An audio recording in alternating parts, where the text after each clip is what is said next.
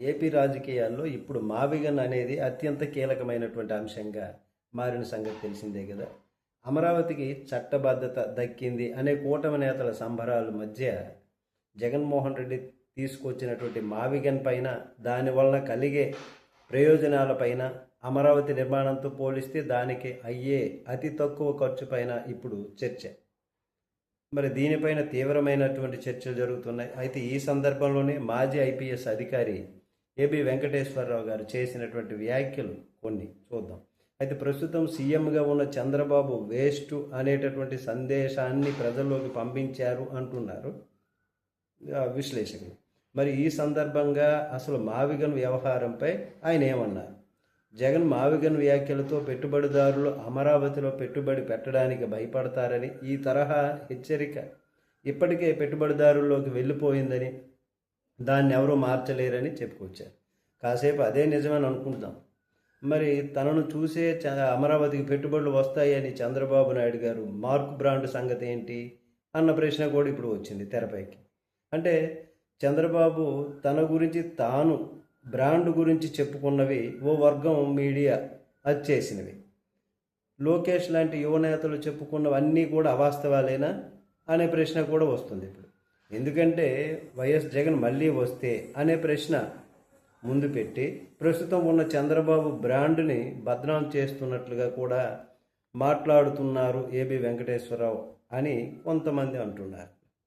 మరి ఇక్కడ మరో విషయం, అమరావతికి ఈ 3 ఏళ్లలోనూ ఎలాంటి పెట్టుబడులు రాకపోయినా, ఎలాంటి అభివృద్ధి జరగకపోయినా, గతంలో చంద్రబాబు చూపించినటువంటి గ్రాఫిక్స్ స్థానంలో ఏఐ వీడియోలు చూపించాల్సిన పరిస్థితి వచ్చినా అందుకు కారణం జగన్ తీసుకొచ్చినటువంటి మావిగన్ అంశమే అని చెప్పి తమ చేతకానితనాన్ని ఒప్పుకుంటూనే ఎన్నికలకు వెళ్ళాలనే ఆలోచన సైతం ఇప్పటి నుంచే టీడీపీ నేతలు చేయాలని ఏబీ కోరుకుంటున్నారా అనే సందేహాలు కూడా వస్తున్నాయి. మరి చంద్రబాబు చెప్పారనో, భజన బృందం వాయించిందనో, బాకా ఛానళ్ళు ఊదాయనో, కరపత్రాలు అచ్చేశాయనో కాకుండా కేవలం 1,00,000 ఎకరాల్లో తమవారు కొన్న భూముల మధ్యనే అమరావతి రాజధాని ఉండాలని, అందుకు ఎన్ని లక్షల కోట్ల ప్రజాధనం అయినా వృధా చేయడానికి తాము సిద్ధంగా ఉన్నామని చెప్పే మాటలకు పెట్టుబడిదారులైనా సామాన్యులైనా విలువ ఇస్తారా? ఆ మాటలను అసలు పరిగణలోకి తీసుకుంటారా? అందుకేగా అమరావతికి పెట్టుబడులు రానిది. ఆఖరికి హెరిటేజ్ సైతం కూడా తెలంగాణలో పెట్టుబడులు పెడుతోంది.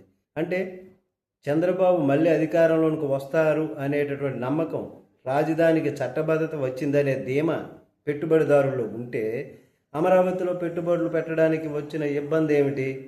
వాస్తవం ఏంటంటే ఇక్కడ చంద్రబాబు మళ్ళీ వస్తారా లేదా అనే సంగతి కాసేపు పక్కన పెడితే, అమరావతికి చట్టబద్ధత కల్పించడం ద్వారా రైతులను మురిపించగలిగారు తప్ప పారిశ్రామికవేత్తల్లో విశ్వాసాన్ని నింపలేకపోయారు.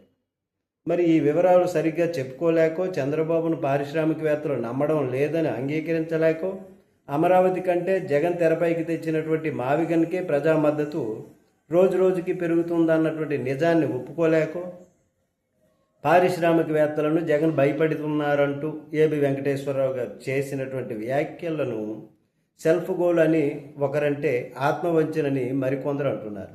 ఏదేమైనా ఈ 3 ఏళ్లలో రైతులు ఆశించినటువంటి, ప్రజలు కోరుకుంటున్నారని చెబుతున్న అమరావతికి ఓ రూపం రాని పక్షంలో కూటమి ప్రభుత్వ పరిస్థితి శంకరగిరి మాన్యాలే అని చెప్పినా అతిశయోక్తి లేదు అని చెప్పుకోవచ్చు.